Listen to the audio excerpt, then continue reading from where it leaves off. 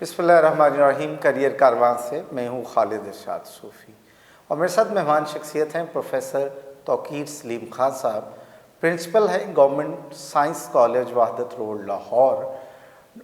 तौक़ीर साहब का बुनियादी तौर पे जो सब्जेक्ट है वो है साइकोलॉजी, नफ्सियात, और प्रोफेसर होने के अलावा पढ़ाने के साथ साथ तौक़ीर साहब क्लिनिकल साइकोलॉजिस्ट भी हैं, बाकायदा प्रैक्टिशनर माहिर नफ्सियात हैं। और तौक़ीर साहब से हम आज गुफ्तगू करेंगे नौजवानों के मसाइल पर, ख़ुसूसन स्टूडेंट्स की कारकर्दगी, उनके इल्मी रुझानात और उन पर सोसाइटी का जो दबाव है, इन तमाम अमूर को हम आज की गुफ्तगू में ज़ेर बहस लाएँगे। अस्सलाम वालेकुम तौक़ीर साहब। जी वालेकुम अस्सलाम सूफ़ी साहब। तौक़ीर साहब, इससे पहले कि मैं आपसे सवालात कुछ करूं जो जिस मौजू के लिए आज हमने ये नशिस्त जी का एहतमाम किया आपके साथ, थोड़ा सा मैं चाहता हूं कि आप अपना इंट्रोडक्शन हमारे प्लेटफॉर्म से नाजरीन को करवा दें, जो आपका करियर है और जो आपके कारनुमायाँ हैं। जी, बुनियादी तौर पर तो मैं एक माहिर नफ्सियात हूँ और प्रोफेसर हूँ, एजुकेशनिस्ट हूँ। मेरी जो बेसिक एजुकेशन है वो लाहौर ही से है और देन मैंने ग्रेजुएशन और post graduation government college Lahore, जो आज हम गवर्नमेंट कॉलेज यूनिवर्सिटी कहते हैं, वहाँ से हासिल की। फिर वहाँ से मैंने एमफिल किया और जो मैं वहाँ पर रावियन साइकोलॉजिस्ट अलुमनाई का प्रेसिडेंट हूँ गुज़श्ता 8-9 साल से। इसके अलावा हमारी जो साइकोलॉजी की तंजीम, पाकिस्तान की सबसे बड़ी तंजीम पाकिस्तान साइकोलॉजिकल एसोसिएशन है, उसका मैं एडिशनल सेक्रेटरी जनरल भी हूँ। और इसके अलावा बहुत सारी और तंजीमों का कारकुन हूँ जिसमें हम वेलफेयर का काम करते हैं। और मेरी जो है पंजाब टेक्स्ट बुक बोर्ड से इंटर और बीए लेवल की बुक्स भी छप चुकी हैं। और इसके अलावा जो मैं लाहौर की जो 4 बड़ी यूनिवर्सिटीज़ हैं, पंजाब यूनिवर्सिटी, कॉमसेट, यूएमटी और यूएल में, वहाँ पर मैं लेक्चर भी देता हूँ। और इसके अलावा जो है गवर्नमेंट कॉलेज लाहौर से मुझे रोल ऑफ ऑनर मिले और recently I got pride of nation award from doctor Mohammad Ali, vice chancellor Quaid-e-Azam university. जी अच्छा, तौक़ीर साहब, नौजवानों पर ये जो इम्तहानात में हाईएस्ट नंबर लेने का एक रुझान जो चला है, इससे ज़हनी तौर पे किस कैफियत से दो चार होता है नौजवान जो स्टूडेंट है? जी, अभी बहुत अच्छा सूफ़ी साहब आपने सवाल किया। ये एक is race of to get maximum marks in the exam जो है, ये हमारे स्टूडेंट्स, ना सिर्फ हमारे स्टूडेंट्स बल्कि हमारे पेरेंट्स ये समझते हैं कि ये करियर की कामयाबी की दलील है, जबकि मैं ये समझता हूँ कि मैक्सिमम मार्क्स लेना जो है वो करियर की कामयाबी की दलील नहीं है। हम यहाँ पर अगर हिस्ट्री को देखें या रीसेंट ट्रेंड्स को भी देखें तो वो लोग अपने करियर में, अपने कारोबार में, अपने बिज़नेस में कामयाब हुए जिनका एप्टीट्यूड था और जिनका इंटरेस्ट था। और बसाकत हम देखते हैं कि अच्छा, कामयाबी के लिए ज़्यादा नंबर लेना ज़रूरी नहीं? नहीं, यही मैं अर्ज़ करना चाह रहा हूँ कि अब एक स्टूडेंट है, मिसाल के तौर पर वो रटे लगा लगा के और बुक्स को रट लेता है और वो सारा जो मटेरियल है वहाँ पर जो पेपर में लिख के आ जाता है, लेकिन उसका इंटरेस्ट नहीं होता, तो वो कभी भी अपने कैरियर में सक्सेसफुल नहीं हो सकता, खुश नहीं हो सकता और उसको इंजॉय नहीं कर सकता। तो इसमें मैं ये अर्ज़ करूँ कि ये जो मैक्सिमम मार्क्स लेने की रैट रेस है, ये बहुत ही ख़तरनाक है। बल्कि हमें ये देखना चाहिए कि बच्चे का इंटरेस्ट है, एप्टीट्यूड है और उसमें क्रिएटिव प्रोसेस में आ सकता है। देखें, क्रिएटिव प्रोसेस और क्रैमिंग प्रोसेस, ये दोनों फ़र्क हैं।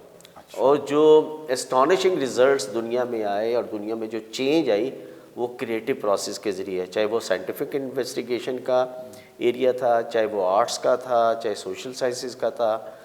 उसमें क्रिएटिविटी से चीज़ें जो हैं वो सबरी है, सिविलाइजेशन ने इर्तिका की है। अच्छा, اور کریمنگ اور پروڈکشن سے کہ وہی چیز کا چھاپا لگا کے جو کہ آپ ابھی فرما رہے ہیں کہ ہمارے امتحانوں میں اس سے کچھ اچھے رزلٹ نہیں آتے. آپ پرنسپل ہیں، پڑھا رہے ہیں پچھلے ڈیکیڈ سے. جی ہمارے نظام تعلیم میں کریٹیوٹی یا تخلیقی جو جوہر ہے اس کو نکھارنے کا کوئی ایلیمنٹس موجود ہیں؟ جی، ایک تو بدقسمتی سے یہ کہنا چاہیے کہ ہمارا جو ایجوکیشن کے اوپر کانسنٹریشن بحیثیت قوم بہت کم ہے. دوسرا یہ ہے کہ ہمارا بجٹ بھی بہت کم ہے. آپ دیکھیں تو آپ کو بعض اوقات شرمندگی محسوس ہوگی کہ ہمارا ایجوکیشن کے اوپر پوری دنیا میں بہت ہی کم ہے. اچھا، اب یہاں پر یہ ہے کہ جو آپ فرما رہے ہیں نا کریٹو پروسیس، اب ہمارا سسٹم ایسا بن چکا ہے کہ جس میں کریٹیوٹی نام کی کوئی چیز ہے ہی نہیں. یہاں پر کریٹیوٹی نہیں ہے، کریمنگ ہے جس کو آپ رٹا کہتے ہیں. اور میکسیمم سی جی پی اے لینے کے لیے، میکسیمم اچھے رزلٹ لینے کے لیے وہ رٹی رٹائی چیزیں جو بچے لکھاتے ہیں اور اس کے اوپر مارکس لکھ جاتے ہیں. یہاں پر کوئی ایسے پروجیکٹ نہیں دیے جاتے جس میں وہ کریٹو پرفارمنس کریں اور اس کے اوپر کوئی چیز ان کو اوارڈ ہو. بدقسمتی سے یہ جو سسٹم ہے یہ بہت ہی دقیانوسی ہے اور آئی ایڈمٹ اٹ، اور اس کو چینج ہونے کی ضرورت ہے. جی توقیر صاحب، یہ بتائیے کہ نوجوانوں پر اس وقت جو زیادہ سے زیادہ امتحانات میں نمبر لینے کا ایک دباؤ ہے، یہ کیسے کم کیا جا سکتا ہے؟ صوفی صاحب، اس میں بہت سمپل ہے کہ اگر ہم بجٹ بڑھا دیں، میکسیمم اپنی universities, maximum professional colleges, maximum institutions بڑھا دیں جہاں سارے ہمارے جو لوگ ہیں وہ ایڈجسٹ ہو جائیں، تو یہ کمپٹیشن ختم ہو جائے گا. یہ کمپٹیشن یہ جو کمپٹیشن کی دوڑ میں شامل ہونا ہے، جی، اس سے ایک طالب علم کی ذہانت یا اس کی زندگی کس طرح متاثر ہوتی ہے اور کتنی ہوتی ہے؟ سب سے پہلی بات تو یہ ہے کہ وہ انڈر سٹریس آ جاتے ہیں، دباؤ کے نیچے آ جاتے ہیں. اور جو لیٹسٹ ورلڈ ہیلتھ آرگنائزیشن نے اپنی رپورٹس میں جو ریسرچ، سائیکولوجیکل ریسرچ یہ بتاتی ہے، میڈیکل ریسرچ بتاتی ہے کہ 80% جو بیماریاں آج کی ہیں وہ سٹریس ریلیٹڈ ہیں. آج سے 100 سال پہلے جو ہیں وہ وائرل اور بیکٹیریا ریلیٹڈ تھیں، لیکن اب سٹریس ریلیٹڈ ہے جس میں ہمارا اس کمپٹیشن میں آ جانا اور امتحان وغیرہ کا مارکس اور کیریئر کی فکر اور فیملی کے جھگڑے اور دوسری تیسری ساری چیزیں جو سٹریس جو ہے نا اس کو نہیں ہونا چاہیے. اچھا، سٹریس سے نکالنے میں والدین کیا رول ادا کر سکتے ہیں اور اساتذہ یا تعلیمی ادارہ کیا رول ادا کر سکتے ہیں؟ جی، ویری سمپل سلوشن یہ ہے جی، والدین جو ہیں پیرنٹس کا نا کئی طرح کا رول ہوتا ہے. بعض وہ ڈکٹیٹر ٹائپ پیرنٹس ہوتے ہیں، بعض اتھارٹیرین ہوتے ہیں، بعض جو ہیں وہ باسی ہوتے ہیں، بعض فرینڈلی ہوتے ہیں. تو اس کا بیسٹ سلوشن یہ ہے کہ پیرنٹس کا اور ٹیچرز دونوں کو فرینڈلی ہونا چاہیے اور لیکن کمپیٹنٹ ہوں اور ان کو اچھی طرح سے گائیڈ کریں. Friendly relation ship is the best relation ship. Okay.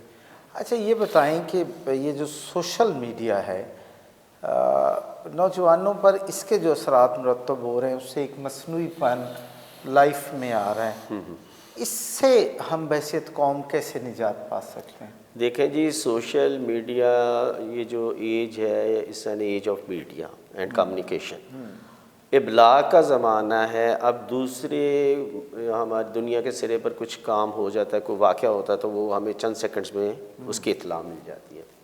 سب سے بڑی تو یہ بات ہے کہ ایک کلچرل انویژن ہو رہا ہے. دوسرے جو کلچر ہیں، ڈومینیٹ کلچر کرتے ہیں، وہ ہمارے کلچر کے اوپر اٹیک کر رہے ہیں اور ہمارے نوجوان بغیر سوچے سمجھے ان کی اچھی بری چیزیں تھرو میڈیا اس کو قبول کرتے ہیں. میں یہ عرض کر رہا ہوں کہ اس سے نوجوانوں کو بچایا کیسے جا سکتا ہے؟ اس کے لیے یہی ہے کہ جو اپنی ایجوکیشن ہے، اپنی تعلیمات ہیں، اپنی تربیت ہے، اپنا کلچر ہے، اس کو ہائی لائٹ کیا جائے، اس کو پرموٹ کیا جائے. اور ہمارا جو ایسٹرن کلچر ہے وہ بہت رچ ہے. تعلیمی ادارے کیا کردار ادا کر سکتے ہیں اس میں؟ جیسے میڈیا کا بہت اعلیٰ رول ہے، بہت اچھا رول ہے، اسی طرح تعلیمی ادارے اور اس میں جو ٹیچرز ہیں، پروفیسرز ہیں، وہ گائیڈ کر سکتے ہیں بڑے اچھے سے اچھے طریقے کے ساتھ. اور سوری ٹو سے بعض اوقات تو مجھے یہ لگتا ہے کہ جو بیڈ ٹریڈیشنز ہیں کلچرز کی جو مختلف ملکوں میں ہیں، بعض اوقات تو ہم بڑے بھی ان کو فالو کر رہے ہوتے ہیں. اچھا، اس کو بچنا چاہیے ہم سے، بڑوں کو بھی بچنا. بڑوں کو بچنا چاہیے. اور یہ اس سارٹ آف کلچرل انویژن، یہ کلچر کا اٹیک ہے اور یہ ساری تہذیبوں میں ہو رہی ہے، اور اس میں یہ ہوتا ہے کہ ہم اپنی جو کلچر کی ویلیوز ہیں وہ کھو دیتے ہیں. اچھا توقیر صاحب، آپ کلینکل سائیکالوجی کا آپ کا وسیع تجربہ ہے، آپ نے نوجوانوں کو خصوصاً کن نفسیاتی عوارض میں مبتلا پایا اور اس کی ریزننگ کیا ہے؟ آج کل تو موسٹلی نوجوان جو ہیں وہ انگزائٹی کا شکار ہیں، اور پھر اس میں سے انگزائٹی سے بھی نکلتے ہیں تو ڈپریشن میں چلے جاتے ہیں. یہ بہت عام مرض ہے، انگزائٹی اور ڈپریشن ہے. اور اس میں ان کے اندر انسیکیورٹی پائی جاتی ہے یا بہت شدید قسم کا غم پایا جاتا ہے. اور اس کی وجہ یہ ہے کہ ان کی لائف کے اندر جو ہے وہ میٹیریلزم بڑھتا جا رہا ہے اور اسپرچویلٹی کم ہوتی جا رہی ہے. تو اس کا علاج یہی ہے کہ یہ اسپرچولیٹی کی طرف جائیں اور میٹیریلسٹک بینگ نہ بن جائیں. اور میٹیریلسٹک بینگ تو جو ہے کہ وی آر ہیومن بینگ، تو وہ ہم جب بہت زیادہ میٹیریلسٹک ہو جاتے ہیں تو وہ ہم ہیومن بینگ سے اینیمل بینگ بن جاتے ہیں. اچھا، جی جی بالکل ٹھیک ہے. اچھا، پاکستان کا جو نوجوان ہے، آپ پرنسپل ہیں کالج کے اور وہاں ہزاروں اسٹوڈنٹس آپ کے جی جی انسٹیٹیوشن میں پڑھ رہے ہیں. پاکستانی نوجوانوں کی جو جوہر ہے، جو صلاحیتیں ہیں، آپ اس کے بارے میں کیا کہیں گے؟ دیکھیں، پاکستانی جو ہمارے نوجوان ہیں، سب سے پہلے میں یہ کہوں گا کہ ان کا جو ذہانت کا لیول ہے وہ پوری دنیا میں بہترین ہے. They are very intelligent, they can do anything. Okay. اور باقی رہا کہ وہ جو ہے اس طرح سے ایکٹیو نہیں ہے جس طرح سے ہونا چاہیے، اس طرح سے ویجیلنٹ نہیں ہے، اس طرح سے ڈسپلنڈ نہیں ہے جیسے باقی قومیں ہیں. اور یہی وجہ کہ پاکستانی اسٹوڈنٹ باہر کی یونیورسٹی میں ٹاپرز بھی ہیں، بہت اچیومنٹس بھی کرتے ہیں. ٹھیک ہے. ان کے جو آئی کیو ہے ان کا وہ بہترین ہے. اچھا، ایز اے استاد، ایز اے ماہر نفسیات، ہمارے نوجوانوں کو کامیاب زندگی گزارنے کے لیے اور اپنی منزل تک پہنچنے کے لیے کیا ایڈوائز کریں گے؟ سب سے پہلی بات تو صوفی صاحب یہ ہے کہ ان کی مشن سٹیٹمنٹ یعنی مقصد زندگی کلیئر ہونا چاہیے. ٹھیک ہے. کہ انہوں نے کیا کرنا ہے، روڈ میپ ان کا کلیئر ہونا چاہیے کہ انہوں نے کس سمت کی طرف جانا ہے. ٹھیک ہے. اس کے بعد جو ہے خود کو وہ ایجوکیشن سے مرصع کریں. اس کے بعد جناب یہ ہے کہ ڈسپلنڈ ہو. ڈسپلن بہت ضروری ہے. اگر ڈسپلن نہیں ہوں گے، ڈیوٹیفل نہیں ہوں گے، جاب کمٹمنٹ نہیں ہوگی، موٹیویشن نہیں ہوگی، تو وہ کچھ بھی حاصل نہیں کر سکتے. مشن سٹیٹمنٹ ضروری ہے کہ میں نے یہ کرنا ہے، میں نے ایک سائنٹسٹ بننا ہے، میں نے سائیکالوجسٹ بننا ہے، میں نے پروفیسر بننا ہے، ایجوکیشنسٹ بننا ہے، بزنس مین. یہ کلیئر ابھی کافی حد تک ہم بچوں سے یا اسٹوڈنٹ سے پوچھتے ہیں تو ان کو پتہ ہی نہیں ہوتا کہ ان کی مشن سٹیٹمنٹ کیا ہے. بہت شکریہ توقیر سلیم صاحب. آج کی اس نشست میں جو بات میرے علم میں آئی، جو میں نے سمجھی، وہ یہ ہے کہ پاکستانی نوجوان بلا شبہ بہت باصلاحیت ہے، لیکن اس کی صلاحیتوں کو جلا تبھی ملے گی اور اس کی صلاحیتیں جو ہیں اس کے لیے اور سوسائٹی کے لیے، ملک کے لیے تبھی فائدہ مند ثابت ہوں گی جب ہر نوجوان کا ایک مقصد حیات ہو، زندگی ہو. اور یہ طے کرنے میں پیرنٹس اور اساتذہ بلا شبہ اہم رول ادا کر سکتے ہیں. مجھے دیجیے اجازت. اللہ حافظ.